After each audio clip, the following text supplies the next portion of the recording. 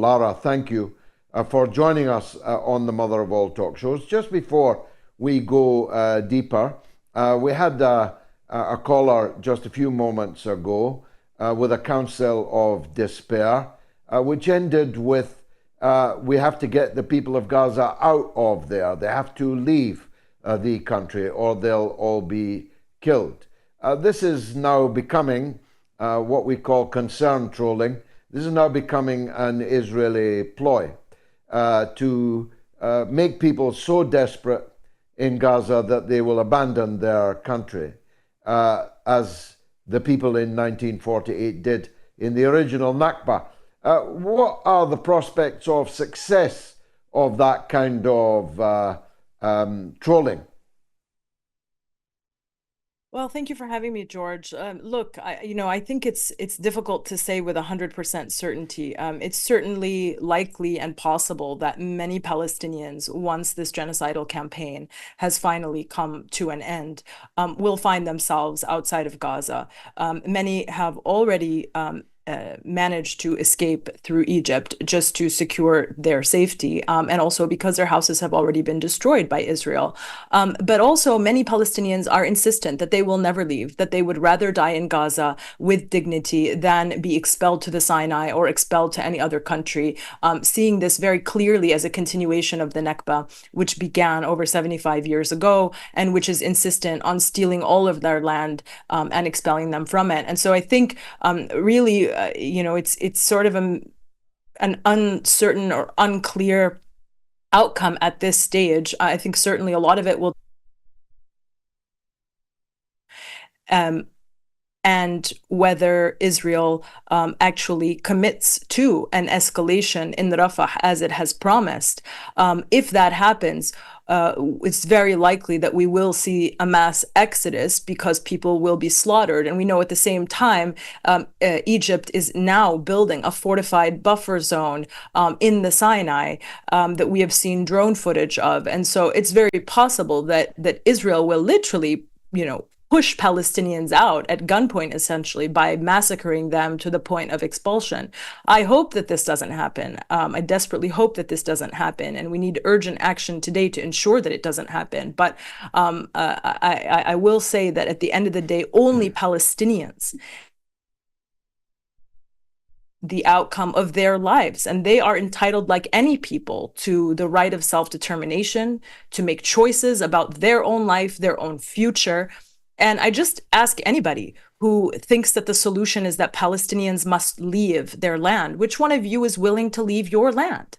It's people throw this suggestion around so easily, as if it's just this obvious solution to this problem.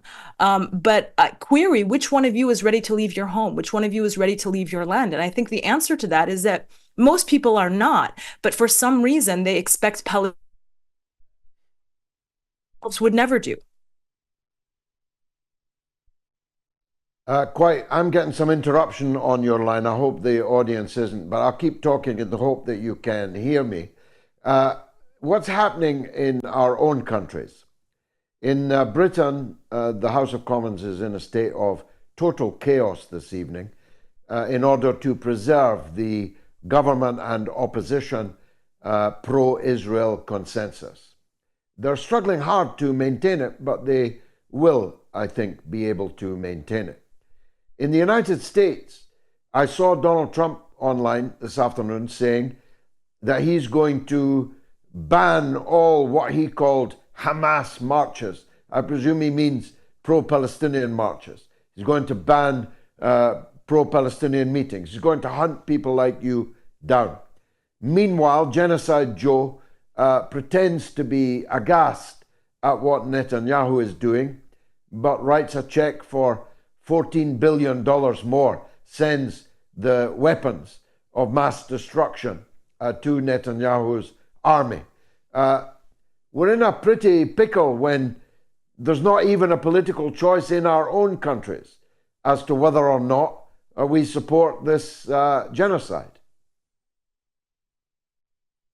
Yes, absolutely. But I mean, let's be very clear. I don't think that Joe Biden cares at all. The U.S. has just issued its third veto in 137 days of genocide, insisting that the genocide must continue against the will of 100 and, over 150 states, which invoked the Uniting for Peace provision twice, against the extraordinary invocation of Article 99 by the UN Security General, against also the ICJ ruling on provisional measures, finding that there was plausible genocide and that Israel has a duty to prevent genocide. So this is very much a U.S. and Israeli genocide of Gaza. Whatever words that Joe Biden may muster to try to suggest that he may be opposed to it are absolutely, nonsense. All you have to do is look at the actions. And the actions are that since the very beginning, the U.S. has been insistent that there are, quote, no red lines for Israel. Obviously, international law paints many red lines, but the U.S. has said that Israel has no red lines, and has allowed Israel to continue now for nearly 140 days without interruption, expelling Palestinians, killing Palestinians, injuring Palestinians. Over 14,000 children have been killed. 17,000 children have been separated from their parents or are orphaned. This is a grave, grave humanitarian disaster. And I simply don't have any sympathy for this notion that anybody in the Biden administration actually cares about Palestinian life whatsoever.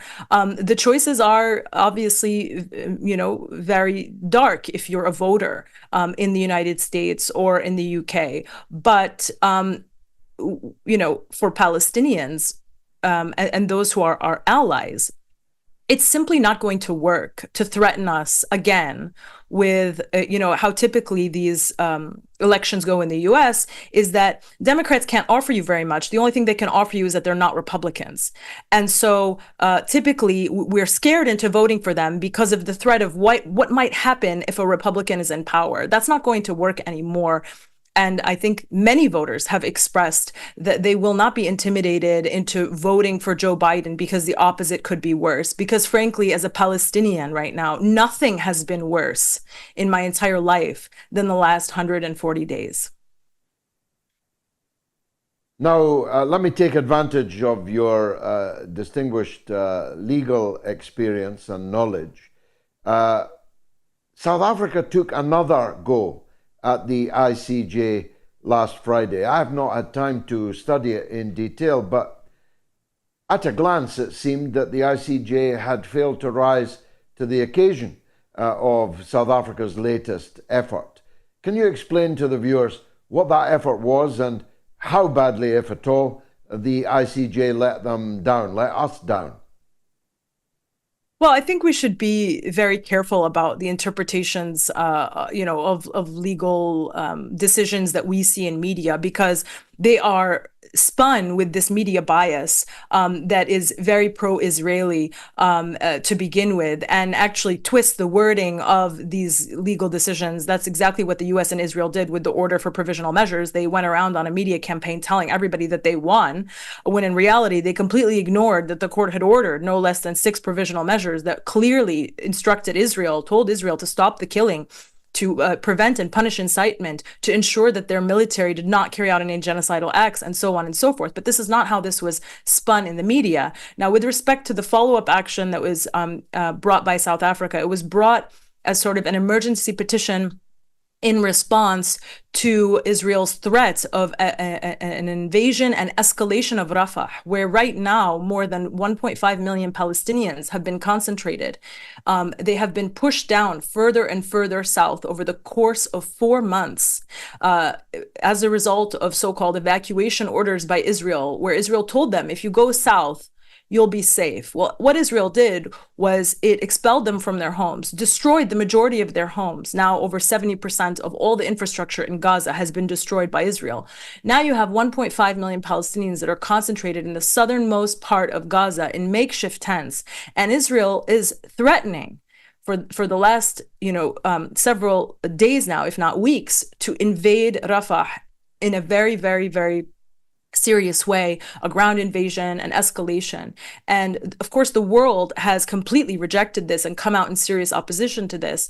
And this is an indication that Israel is clearly not abiding by the order for provisional measures, which was rendered by the court. And so what South Africa did was it went before the court and it said that due to these exceptional circumstances of this threat of an Israeli invasion and escalation in Rafah, we are seeking additional measures to ensure the protection of the Palestinian population.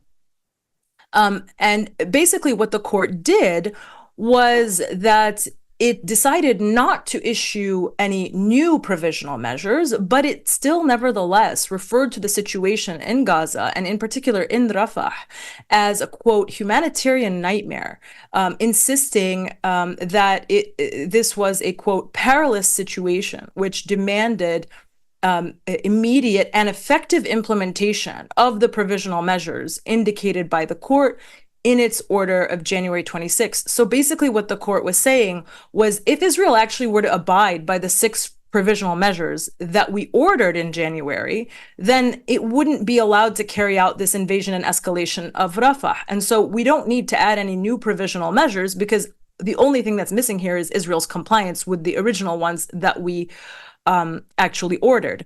And so I think there's a bit of a misunderstanding perhaps in terms of what is the role of the court and then what is the role of the rest of the world. The role of the court is to decide the law and order the measures that it did, but the role of enforcement, actually getting Israel to comply with the order of the court, is not the court's responsibility. That's the responsibility of the people. That's the responsibility of states. That's the responsibility of companies who have the ability to stop doing business with Israeli companies. States who have the power to sanction Israel, to cut ties with Israel. And while we have seen some of that, we certainly have not seen enough in order to actually compel Israel to change its behavior. So I think it's worth just recalling. We've seen, for example, a Japanese firm cut ties with an Israeli defense firm. We've seen Belgium suspend some arms export licenses to Israel. We've seen a Dutch court just a few days ago suspend the transfer of F-35 fighter jet parts to Israel.